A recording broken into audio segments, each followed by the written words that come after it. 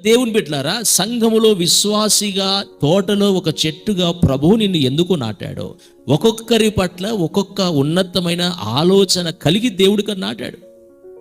ఆ purpose serve కావాలా, ఆ సంకల్పము నెరవేర్చబడాలా. అది నీ జీవితంలో నెరవేర్చబడుతూ ఉంటే నీకు అర్థమవుతుంది, నన్ను దేవుడు దీని కొరకు పిలుచుకున్నాడు, నన్ను దేవుడు దీని కొరకు నియమించాడు. Praise the lord. ఆ స్థితిలో నీవు ఫలభరితంగా మారతావు. అసలు నేను ఎందుకు నాటాడో అర్థం కాని పరిస్థితుల్లో ఉంటే వ్యర్థమైపోతావు. నీకు క్లారిటీ వచ్చేయాలి, నీ ద్వారా ఏం జరుగుతుంది, నువ్వు ఎలా ఉపయోగకరంగా ఉన్నావు, ఏ ఫీల్డ్లో ఉపయోగకరంగా ఉన్నావు, ఎలా సహకరిస్తున్నావు, ఎక్కడ ఫలభరితంగా మారుతున్నావో నీకు అర్థమైపోవాలి. అర్థమైపోతే ఫ్రూట్స్ వస్తాయి, ఫలాలు వస్తాయి. నేను అదిరూప చెట్టునా, లేకపోతే ఒలివ చెట్టునా, లేకపోతే రేగి పండ్ల చెట్టునా? హల్లెలూయా. దేవుడు ప్రేమించిన మాట వాస్తవమే. దేవుడు తన ఉన్నతమైన పిలుపుతో ఏర్పరిచి సంఘములో నాటింది వాస్తవమే.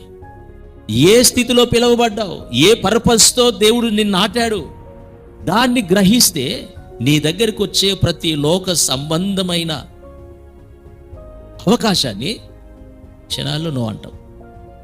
హల్లెలూయా. నో అనేస్తావు. చాలాసార్లు చిన్న చిన్న విషయాలు కూడా అర్థం కాక నో అనలేక దానికి ఆలోచించి ప్రార్థన అని, ఉపవాసాలు ఉండని, ఏదైతే చేస్తారు. మనం ఎందుకు పిలువబడ్డామో అర్థమైపోతే, ఒలివ చెట్టు ఏమన్నది? 1 నిమిషంలో నో అన్నది. ద్రాక్ష చెట్టు ఏమన్నది? నో అన్నది.